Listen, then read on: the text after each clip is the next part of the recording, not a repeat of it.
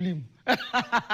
Naam, tuchukue taarifa kuu. Tegla Lorupe, jina tajika katika ulingo wa riadha dunia, si nchini Kenya bali duniani, manake ni mwanariadha ambaye alishamiri sana enzi zake. Amezungumza mawili matatu kuhusiana na maandalizi ya mashindano ya Olimpiki ambayo yanangwananga hivi karibuni. Haipo mbali sana, ni siku za kwa sababu tu kabla mashindano haya ya Olimpiki kungwananga. Kigogo huyu wa zamani anazungumziaje timu ya Kenya, manake timu ishateuliwa? Anazungumzaje, kuna matumaini kwamba Wakenya watafanya vizuri katika mashindano haya? Anatarajia medali ngapi? Na maandalizi, anahisi kwamba je, maandalizi awamu ya mwaka huu mambo yako sawa ama kidogo maandalizi yameingia kitumbua kimeingia mchanga? Hii hapa kauli ya Tegla Lorupe.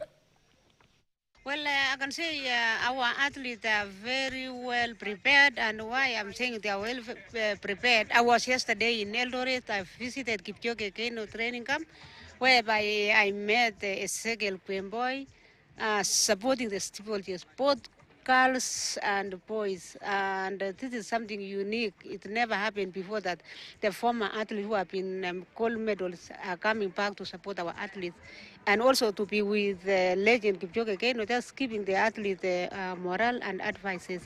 I know very well that we have already sent the athlete